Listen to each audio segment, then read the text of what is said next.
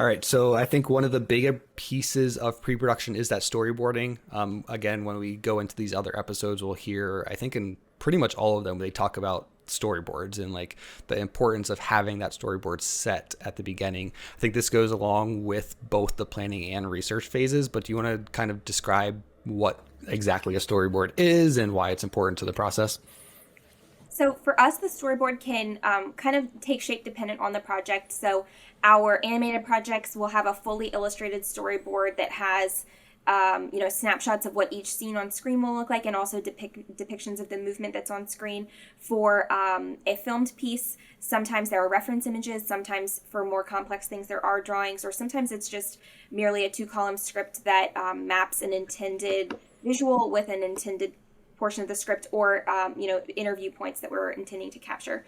So it can kind of take shape dependent on the project. And one thing that I have found really valuable is that it helps us create a shared vision, both within the team and with the customer. So I can say, okay, let's put a red truck on screen, and I'm envisioning an old jalopy that is a rusted red, and someone on our team is like, ooh, let's get this brand new like Chevy insert truck name, because I was going to say Tahoe and that's not a truck. But it helps us It kind of is. it helps us create a shared vision, because what you can create in your head can be so much different than the way that someone else will interpret that just with words written on a page. Yeah, and I think it really does vary from client to client. Like, it comes back to, really serving the people that are our clients. And so for some people, that is the 2-column script, and that's all they need to see it. And other times we need to really draw it out. And I just watched a great documentary by Daniel Rame, and I'm blanking on the name right this minute, but Daniel Rame is a great documentary filmmaker, and it was all about this storyboard artist in Hollywood. And we don't do them to that degree, but it's worth watching. I'm sorry, it's a little off track, but it's a great documentary. But storyboards can really say, it tells you what the camera sees to whatever degree you want to take that.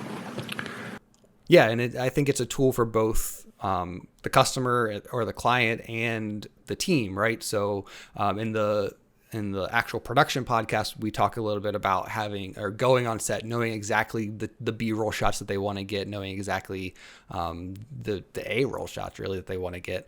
And it just kind of guides the process of that production. Mm-hmm. So a very important tool on both sides. Yeah, I think it helps keep us focused on that. Yes, yep, it's a great communication tool, and I think it helps keep us focused on making sure we're capturing everything that supports that ultimate message, and just helps us also keep organized, because on a busy shoot day, we want to make sure that we're efficient as possible, and having that set out really helps. Yeah.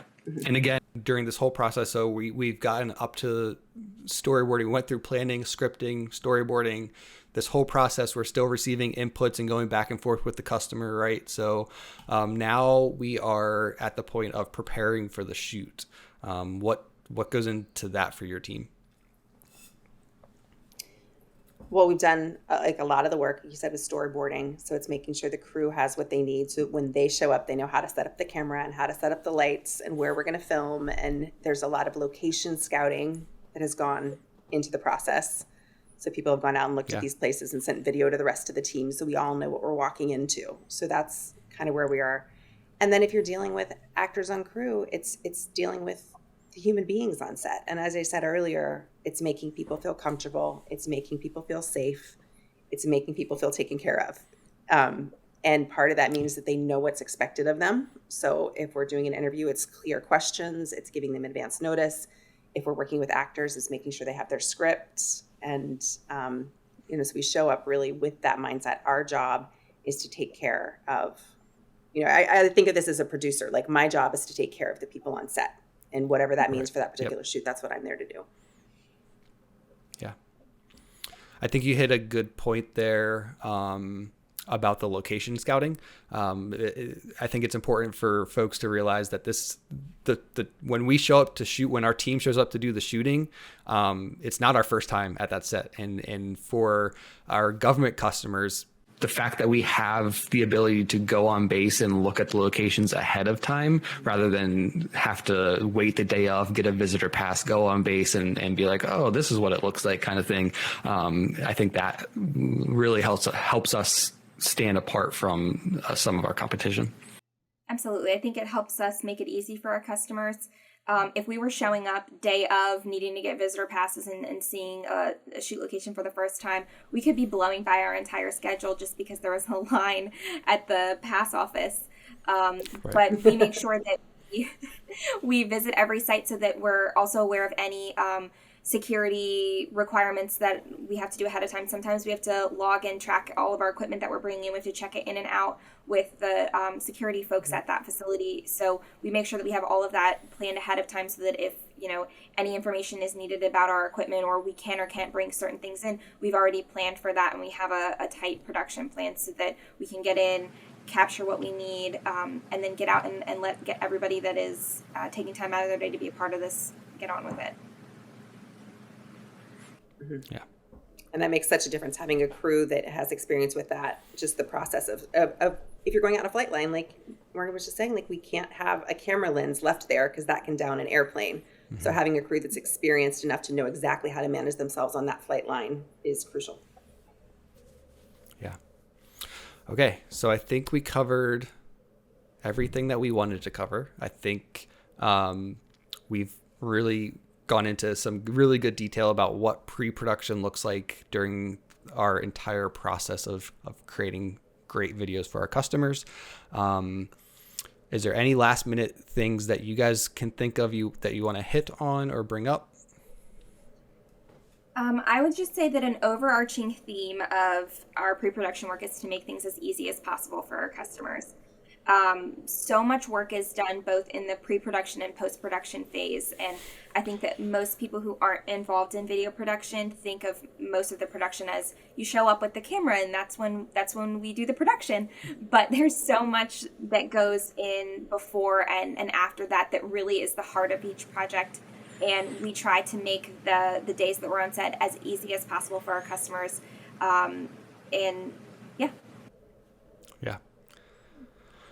Like I said, I think that's a huge theme, and definitely one that is brought up in almost every episode so far, is making it easy for the customer, making it so that you don't have to, you can plan everything ahead of time. We talked about all of that during this episode, but making sure that they understand it's going to be like an hour block that they have. I think my camera may have just died. No, it's that way. I don't know where I was, but I think it was a great thought, and I think we can wrap it up here. So,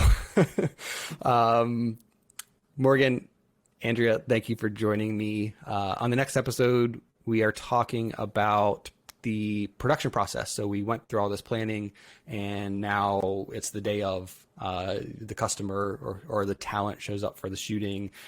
We'll talk about how easy we make it for them to go through that process and really what goes into it the day of. So again, Morgan, Andrea, thank you for joining me, and I'll see everybody next time. Thank you. Thank you guys so much for watching the first part of this episode. If you want to learn more about our video production team and specifically the virtual tours that they've produced, you can go to avian.com/virtual tours. That's avian.com/virtual tours. You can learn about all of the services that they provide and see some of the videos that they've produced in the past as well. Thank you again for listening to this podcast. Tune in next week for the next part of this episode.